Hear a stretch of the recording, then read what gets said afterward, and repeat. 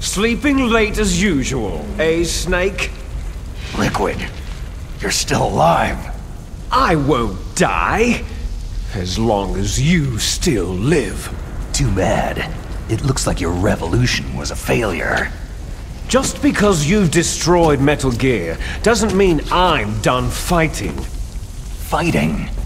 What are you really after? The restoration of the era when warriors such as us lived as we should. That was Big Boss's fantasy. It was his dying wish. When he was young during the Cold War, the world needed men like us. We were valued then. We were desired. But things are different now. With all the liars and hypocrites running the world, war isn't what it used to be. We're losing our place in a world that no longer needs us. A world that now spurns our very existence. You should know that as well as I do. After I launch this weapon and get our $1 billion, we'll be able to bring chaos and honor back to this world gone soft. Conflict shall breed conflict, new hatreds will arise, and our own biosphere shall steadily expand.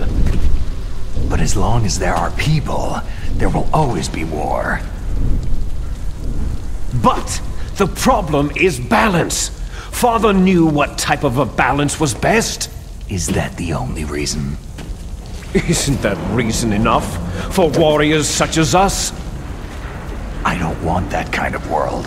Ha! You lie! So why are you here then? Why do you continue to follow your orders while your superiors betray you? Why did you come here? Well, I'll tell you then. You enjoy all the killing, that's why. What? Are you denying it? Haven't you already killed most of my comrades? That was... I watched your face as you delivered the coup de grace. Oh, it reflected such vitality. You're wrong!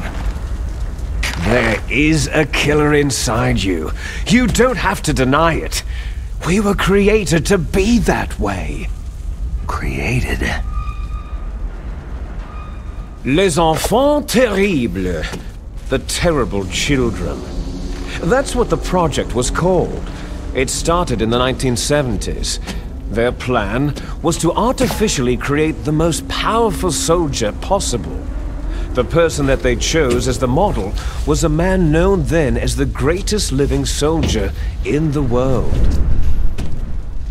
Big Boss.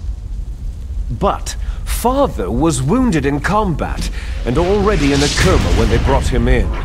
So they created us from his cells, with a combination of 20th century analog cloning and the super baby method. Super baby method? They fertilized an egg with one of Father's cells, and then let it divide into 8 clone babies. Then they transferred the clones to someone's uterus, and later intentionally aborted 6 of the fetuses to encourage strong fetal growth. You and I were originally octuplets. Octuplets? Yes. The other 6 of our brothers were sacrificed to make us. We were accomplices in murder before the day we were even born. So, it was you and I, 2 fertilized eggs with exactly the same DNA. But they weren't finished yet. They used me as a guinea pig to create a phenotype in which all of the dominant genes were expressed to create you. I got all the recessive genes.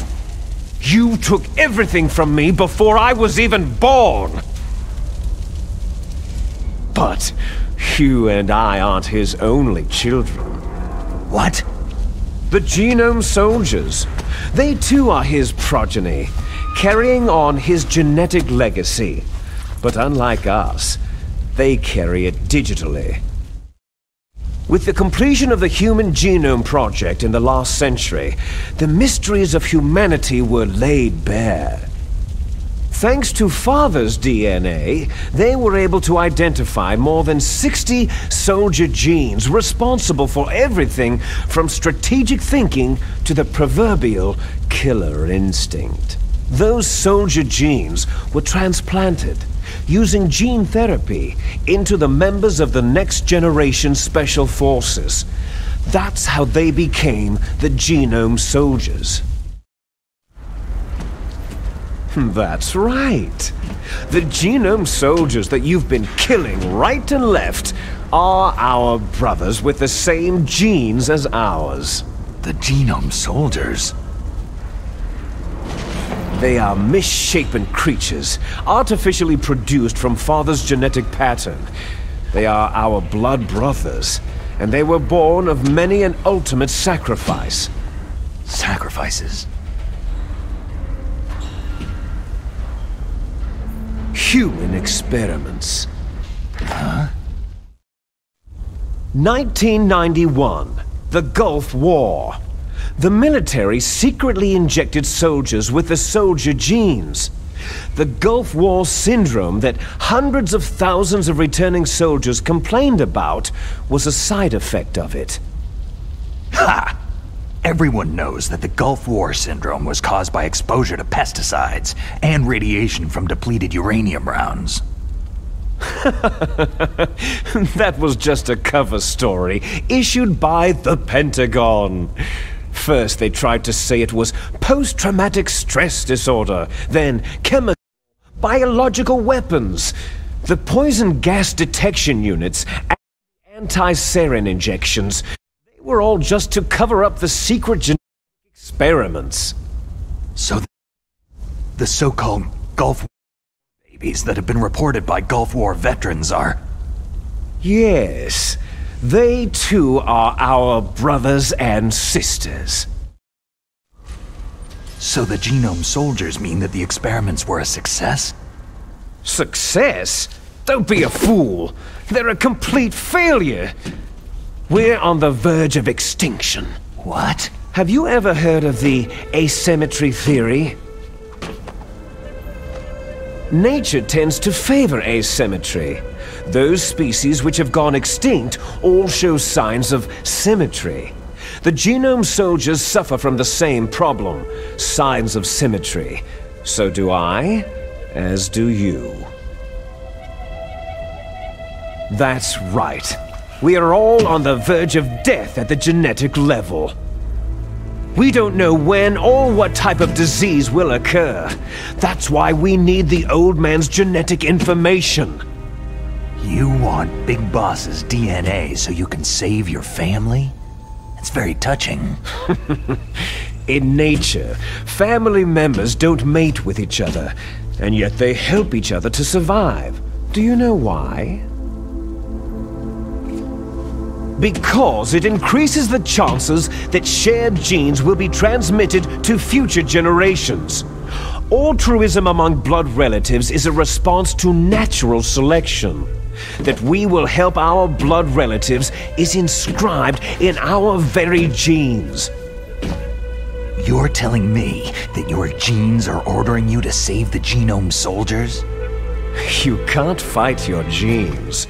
It's fate. All living things are born for the sole purpose of passing on their parents' genes. That's why I'll follow what my genes tell me. And then, I'm going to go beyond, in order to break the curse of my heritage. And to do that, first, I will kill you.